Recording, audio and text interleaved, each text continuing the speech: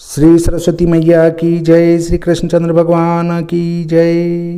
देखिए, अब हम चर्चा करेंगे संस्कार के अगले भाग पर, तीसरे भाग पर, जिसमें संस्कार में अधिकारी विचार करेंगे। ये संस्कारों में भेद क्यों है, इस पर विचार करेंगे। अधिकार हैं या भार हैं, इस पर विचार करेंगे।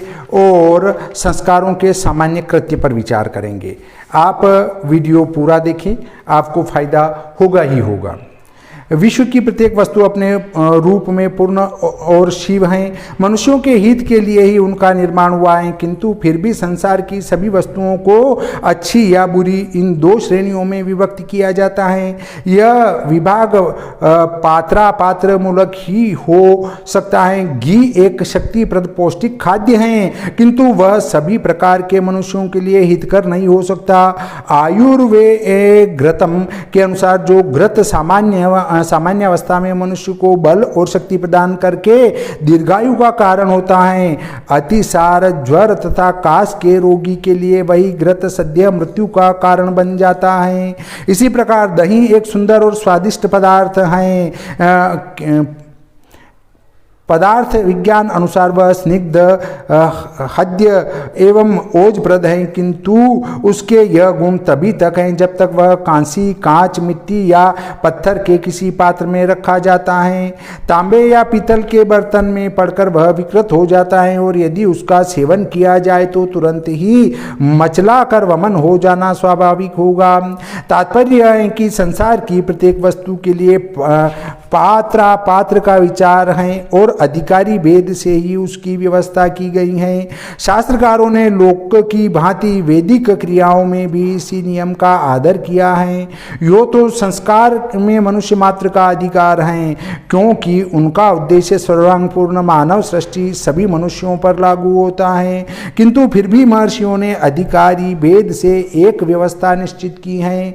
श्री याज्ञवल्क्य महर्षि ने लिखा है, ब्रह्म क्षत्रिय वेद शूद्रा वर्णास्त्वाद्यास्त्रो यो द्विजा निषेकादि श्मशानान्तास्तेषां वे मंत्रतः क्रिया शूद्रो अप्येवं विधः कार्यो विना मंत्रेण संस्कृतः। ब्राह्मण, क्षत्रिय, वैश्य इन तीन द्विज वर्णों को गर्भाधान से शमशान पर्यंत सब संस्कार मंत्र पूर्वक करने चाहिए, और शूद्रों को बिना मंत्र के ही संस्कार करना चाहिए। देखिए शूद्रों के लिए कितनी बढ़िया व्यवस्था की गई है। अब कुछ लोग ये कहते हैं कि जातियां पहले नहीं थी, जातियां तो अब बनी हैं, पूर्व समय में तो सब एक समान होते थे। पर अब देखिए, हमारा ये श्री भादव माता पंचांग है, आपके पास भी कोई पंचांग होगा, आप उसमें देख सकते हैं कि राम रावण युद्ध तो गताब्दा इसमें दिया रहता है। देखिए, सृष्टि तो गताब्दा, सृष्टि को उत्पन्न हुए 1,95,58,85,123 वर्ष हो गए। उसमें से 17,28,000 वर्ष सतयुग के थे, और त्रेता युग 12,96,000 वर्ष का था, और द्वापर युग 8,64,000 वर्ष का था। कलयुग 4,32,000 का है, और उसमें से कलयुग के 5,123 वर्ष बीत चुके हैं। और अब आप देखिए कि भगवान राम का जन्म अगर त्रेता युग के अंत में भी हुआ हो तो भी 8,64,000 वर्ष आपके निकल गए, किसके? द्वापर युग के। द्वापर युग के 8,64,000 वर्ष निकले, और 5,000 वर्ष निकले आपके कलयुग के। तो हम 8,64,000 ही मान लें, तो 8,64,000 वर्ष पूर्व भगवान राम हुए थे, और उस समय धोबी का उल्लेख आता है, वाल्मीकि ऋषि का उल्लेख आता है जो आदिवासी थे। ऐसे ही एकलव्य आदि जो महाभारत में सभी जातियों का उल्लेख आता है, जो कि 5000 वर्ष पूर्व लड़ी गई थी, पर हमारे इतिहास वाले तो कहते हैं कि ये 300-400 साल पहले, 1000 साल पहले अभी जाति बनी है। परंतु जातियाँ सनातन में आदिकाल से चली आ रही है। अगर आदिकाल से नहीं होती तो ये विभिन्न प्रकार की जातियों का उल्लेख कहाँ से मिलता। आप महाभारत को पढ़ेंगे, उसमें भी जातियों का उल्लेख है और रामचरितमानस में भी है। परंतु हमारे जो इतिहासकार तो रामचरितमानस को और इन सबको अभी 500, 700, 1000 साल पहले की सिद्ध करने में तुले हुए हैं। आपको लगता है कि नहीं ये रामचरितमानस भी अभी की है न, महाभारत भी अभी की है, तो आप भगवान राम की कुंडली हमारे शास्त्रों में दी गई है, आप 8,64,000 वर्ष पूर्व जाकर उसको मिला के देख लीजिए तो पता चल जाएगा कि भगवान राम वास्तव में इतने वर्षों पूर्व हुए थे, भगवान कृष्ण इतने वर्षों पूर्व हुए थे। तो इसको सिद्ध करने की आवश्यकता नहीं है। भेद क्यों? कई लोग इस भेद को घृणामूलक समझते हैं, किंतु वास्तव में इसमें घृणा की गंध भी नहीं है। ये जो जाति के अनुसार संस्कार बताए हैं इसको घृणा की दृष्टि से देखते हैं, पर घृणा की आवश्यकता नहीं है। अपितु यह तो कृपालु महर्षियों द्वारा शूद्रों के कार्यभार को देखकर, मतलब इनके पास कार्य की अधिकता है इसलिए इनके ऊपर बोझ अधिक मत रखो, उनको बोझ कम करके बताया गया है, देखकर एक विशेष रियायत दी गई है। द्विजों को जो फल समंत्रक संस्कार करने पर प्राप्त होगा वही फल शूद्रों को अमंत्रक करने पर प्राप्त हो सकेगा। इसके अतिरिक्त असंस्कृत होने के कारण वे मंत्रों का शुद्ध उच्चारण न कर सकेंगे और अशुद्ध मंत्रोच्चारण करने पर यथेंद्र शत्रु स्वर तो अपराघात वाली कथा के अनुसार प्रतिकूल फल की ही संभावना रहती है। इसलिए भी शूद्रों के लिए अमंत्रक का विधान है। अब देखिए, अधिकार हैं या भार हैं, इस पर चर्चा करेंगे। वर्तमान युग में समस्त संघर्ष का एकमात्र मूल अधिकार है। अमुक कहता है मुझे यज्ञोपवीत गले में डालने का अधिकार क्यों नहीं। तीसरा कहता है मुझे दंड धारण पूर्वक संन्यास आश्रम में प्रवेश करने का अधिकार क्यों नहीं। धार्मिक जगत में जैसा यह अधिकार का द्वंद्व चल रहा है, ठीक इसी प्रकार आर्थिक जगत में भी मौजूद और मिल मालिक में, किसान तथा भूमिघर में, विद्यार्थी और शिक्षक वर्ग में, शास्य एवं शासक में, अंततो गत्वा पत्नी और पति में गर्ज हैं। आज अधिकारों के नाम पर तत्र यत्र सर्वत्र अवांछनीय देवासुर संग्राम मचा हुआ है। त्रिकालज्ञ महर्षियों ने अधिकारवाद को अनर्थमूलक समझकर समाधि में अपनी ऋतंबरा प्रज्ञा द्वारा परम कारुणिक भगवान के निश्वासभूत वेदों में कर्तव्यवाद के दर्शन किए। अधिकार संघर्ष जन्य अनेक अनर्थों से उपलुप्त मानव समाज यदि आज अधिकारवाद की रट छोड़कर कर्तव्यवाद के दृष्टिकोण से समस्त उलझी हुई समस्याओं को समाहित करने के लिए उद्यत हो जाए तो संसार का चित्र ही बदल जाए। यदि हम क्षण मात्र के लिए भी अधिकारवाद के अस्तित्व को स्वीकार करते हैं तो कम परिश्रम अधिक लाभ की स्वाभाविक मानव प्रवृत्ति को प्रोत्साहन मिलता है जो सर्व अनर्थों की मूल है। यह प्रवृत्ति जहाँ सामाजिक संगठन के लिए विघातक हैं वहाँ राष्ट्र की आवश्यकताओं की पूर्ति में रोड़ा अटकाने वाली सिद्ध होती हैं। इसलिए आर्य शास्त्रों में समस्त कार्यकलाप का विभाजन अधिकार के आधार पर नहीं किंतु कर्तव्य पालन के आधार पर किया गया है। जैसे वेद पढ़ने का ब्राह्मण को अधिकार नहीं किंतु उसके कंधों पर यह भार है कि वह भूखा रहकर भी वेद पढ़े।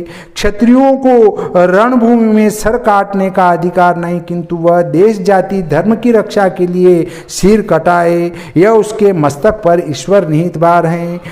ब्राह्मण पर क्या भार है कि वो भूखा रहकर भी वेद को पढ़े, अर्थात रोटी खाए न खाए पर वेद को अवश्य पढ़े।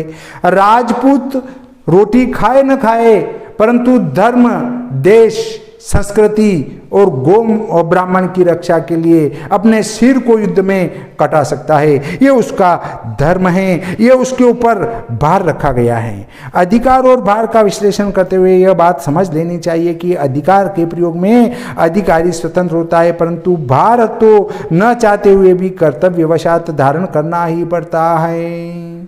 देखिए, ये भार तो हमें उठाना ही है, इसलिए ये आवश्यक हैं। इसलिए ब्राह्मण को वेद पढ़ना ही पड़ेगा, ये उसके ऊपर भार हैं। और क्षत्रिय को देश, धर्म, समाज, गो, ब्राह्मण की रक्षा करनी ही पड़ेगी, ये उनके ऊपर भार रखा गया है।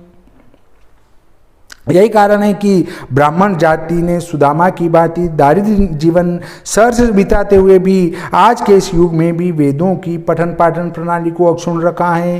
विगत दिनों में यह प्रत्यक्ष देखते हुए भी कि इंग्लिश पढ़े लिखे डॉक्टर, प्लीडर, इंजीनियर आदि माला माल हो रहे हैं। लाखों संस्कृतज्ञ विद्वानों ने जानबूझकर अपने पुत्रों को भी अपनी तरह आर्थिक संकटमय जीवन बिताने के लिए केवल कर्तव्य पालन भार की दृष्टि से ही उस उपेक्षित मार्ग का पथिक बनाया।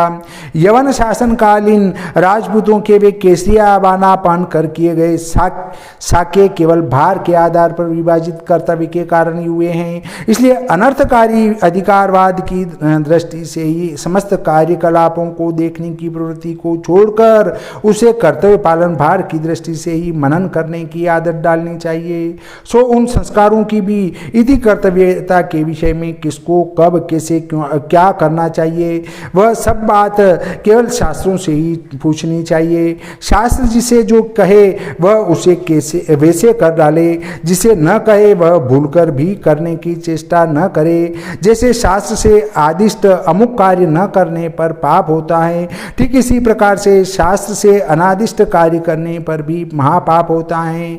सैनिक या पुलिस मैन के लिए जैसी वेशभूषा धारित है, यदि वह ऑन ड्यूटी होता हुआ वैसी न पहने तो जैसे राजा के निकट वह व्यक्ति दंडनीय होता है, वैसे ही साधारण नागरिक यदि पुलिसमैन का स्वांग बनाकर भोले भाले देहातियों पर रोब गांठे तो वह भी प्रताड़ना विषयक धोखाधड़ी की 420 धारा के मातहत दंडनीय होगा। इसलिए जिन द्विजाति पुरुषों के लिए अमुक अमुक संस्कार समंत्रक करने बताए हैं, यदि वे न करेंगे तो पाप भागी बनेंगे। और जिन द्विजेतर पुरुषों के लिए जो संस्कार आमंत्रक करने के किंवा सर्वथा न करने को ही छूट दे रखी हैं, वे यदि तद विरुद्ध आचरण करेंगे तो पातकी अवश्य होंगे। हमारे यहाँ कर्म कलाप का विभाजन तो वर्ण और आश्रम के तारतम्य से कर्तव्य पालन के आधार पर हुआ है, परंतु कर्म फलजन्य अभ्युदय और निश्रेयस की प्राप्ति आ ब्राह्मण आ चांडाल सबको समान रीति से होती हैं। अधिकार और अनधिकार से किए गए कर्म के बाह्य रूप में प्रत्यक्ष दृष्ट चाहे कुछ अंतर मालूम न होता हो, परंतु पुण्य पाप के तारतम्य से तंजन्य अदृष्ट फल में महान अंतर पड़ता है। जैसे एक अनधिकारी पुरुष रात दिन भी पकड़ो मारो फांसी दे दो पुकारे तो किसी का बाल बांका नहीं होता, परंतु यदि यही शब्द शासक की कुर्सी पर बैठा निर्णायक एक बार भी कहे तो तदनुसार अमुक को मृत्युदंड और अमुक को पुरस्कार दिया जाता है। यहाँ दोनों व्यक्ति को शब्दों और वाक्यों में कुछ अंतर नहीं, केवल अधिकार का ही अंतर है। पहले व्यक्ति को उन्मत्त पागल दीवाना कहकर उपहास मात्र समझा जाता है और दूसरे को न्यायाधीश शासक तथा जज कहकर सम्मानित किया जाता है। आशा है हमारी छोटी सी पृष्ठभूमि से पाठक संस्कारों की इति कर्तव्य का सामंजस्य समझने में कृत कार्य हो सकेंगे। संस्कारों के सामान्य सूत्र क्या हैं, इस पर चर्चा करेंगे। देखिए, यद्यपि प्रत्येक संस्कार की अपनी अपनी विभिन्न अनुष्ठेय प्रक्रियाएं हैं, किंतु गणपत्यादि पूजन तथा गृह होम प्रत्येक संस्कार के आवश्यक आरंभिक कृत्य हैं। इससे पूर्व कि हम गर्भाधान आदि पृथक पृथक संस्कारों पर विचार करें, यह आवश्यक प्रतीत होता है कि संस्कारों के सामान्य कृत्यों पर ही पहले विचार किया जाए। इनमें भी गणेश पूजन का विषय तो इतना विवादास्पद और आलोच्य बन गया है कि बुद्धिवादी युग के बड़े बड़े लिखाकड़ महाशयों को भी अपनी कलम कुठार संभाल कर मैदान में उतरना पड़ा है। गणेश को अनार्य एवं अवैदिक देवता सिद्ध करने के लिए बुद्धिवादियों द्वारा दी गई युक्तियों के प्रवाह में आस्तिक हिंदू समाज की श्रद्धा वल्लरी आज डूबती उत्तराती नजर आ रही हैं। इसलिए क्यों न इस अध्याय में वर्णित मानवाचार्यों का श्री गणेश इन सामान्य कृत्यों से ही किया जावे। अब आगे हम भगवान गणेश के ऊपर विस्तार से चर्चा करेंगे कि भगवान गणेश को पहले पूज्य क्यों माने और शांति पाठ क्यों करे, हरि ओम क्यों बोले वेद के उच्चारण के पूर्व। इस इन सब बातों पर हम चर्चा करेंगे। तब तक आज का ये प्रकरण यहीं समाप्त होता है। श्री सरस्वती मैया की जय, श्री कृष्णचंद्र भगवान की जय।